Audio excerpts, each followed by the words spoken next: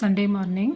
எப்போவுமே சண்டே காலையில் எழுந்து சீக்கிரமாகவே நான்வெஜ் வாங்கிட்டு வந்துடுவாங்க. நான்வெஜ் வாங்கிட்டு அப்படியே உழவர் சந்தைக்கு போயிட்டு காயும் வாங்கிட்டு வந்திருந்தாங்க. காய் பழம் எல்லாம் வாங்கிட்டு வந்திருந்தாங்க. அதெல்லாம் தனியாக எடுத்து பிரித்து வச்சுட்டு ஃப்ரிட்ஜில் எடுத்து வச்சுட்டேன்.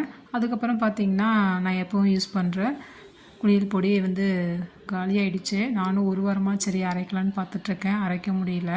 இன்றைக்கி தான் பார்த்திங்கன்னா டைம் கிடச்சிது அரைக்கலான்னு சொல்லிட்டு கொஞ்சம் காலியாக ஒரு மாதிரி இருக்கனால நான் அரைச்சி வச்சுக்கலான்னு அரைச்சிட்ருக்கேன். எப்போவும் பார்த்திங்கன்னா நான் மாதத்தில் 2 டைம் இல்லைனா ஒரு டைம் கண்டிப்பாக நான் அரைச்சிருவேன். இந்த குளியல் பொடி பார்த்திங்கன்னா நம்ம கிட்டத்தட்ட ஒரு 5 வருஷமாக நான் யூஸ் பண்ணிகிட்ருக்கேன். ரொம்ப நல்லாயிருக்கும். இந்த மாவை யூஸ் பண்ணி குளித்ததுக்கப்புறம் பார்த்திங்கன்னா நமக்கு உடம்புக்கு எந்த ஒரு மாய்ஸ்சரைசரும் நம்ம யூஸ் பண்ண தேவையில்லைங்க. அந்தளவுக்கு சூப்பராக இருக்கும். இந்த பச்சைப்பயிறு மாவு பார்த்திங்கன்னா அரைக்கிறதுக்கு 1 கப் பச்சைப்பயிறு, 1/2 கப் கடலைப்பருப்பு, ரோஜா இதழ், இதோட கஸ்தூரி மஞ்சள் தூள் சேர்த்துக்கலாம். விருப்பப்பட்டால் கிழங்கா கூட சேர்த்துக்கலாம். இதெல்லாம் சேர்த்து அரைச்சி 1 மாதம் அளவுக்கு நம்ம யூஸ் பண்ணிக்கலாங்க. அந்தளவுக்கு சூப்பராக இருக்கும்.